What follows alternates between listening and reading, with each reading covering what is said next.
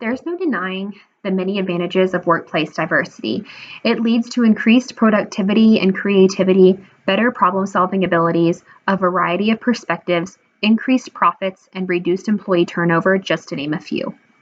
However, workplace diversity can be challenging to incorporate, and oftentimes potential issues may arise.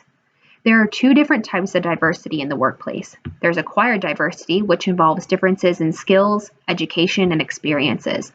Acquired differences help to produce constructive debate amongst employees when problem solving to help them arrive at the best solution possible. The second type of diversity is inherent diversity. Now, this type of diversity involves differences in gender, race, and age. However, it has the potential to create interpersonal conflict amongst employees due to biases and prejudices against those who are different. In order to avoid low performance and morale in these specific situations, careful management is absolutely necessary.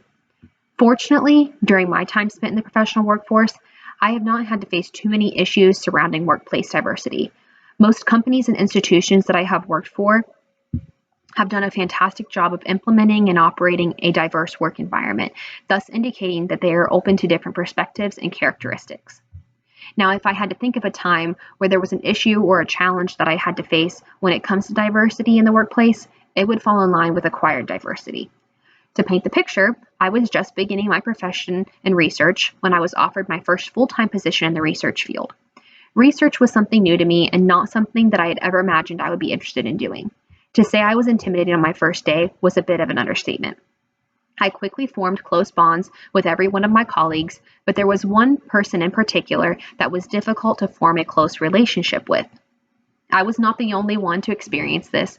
Many of my colleagues expressed their concern with how this particular employee got special treatment due to his high education level, abundant skills in the particular field of research that we were conducting, and having a leg up on his colleagues with the amount of experience he had acquired over the years. To me and others, it felt as if his opinions were valued more than ours, and much of the leadership personnel viewed him as a high-ranking team member. However, because leadership thought so highly of him, this also made him think highly of himself, and he often doubted others' abilities to do their job, even specifically stating, "So-and-so doesn't know what they're doing." This led to low performance among team members and a divide in our team.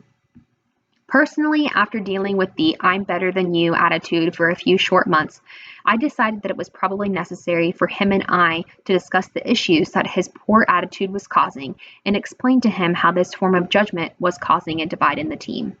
I felt that it was necessary to take this step first before going to management. I believe the conversation was what needed to happen in order for him to understand how his attitude, although more than likely not intentional, was making others feel. An additional potential solution to this problem could have fallen in the hands of management. It's necessary for managers to be able to recognize the signs of hostility. Thus, diversity training on all levels would help to educate managers and employees and help mitigate any potential bias. With awareness training, employees will understand that differences between colleagues are beneficial and nothing to fret about. If these implementations were in place, I believe that the team would have been stronger and judgments and unconscious bias would have not been present. Thank you.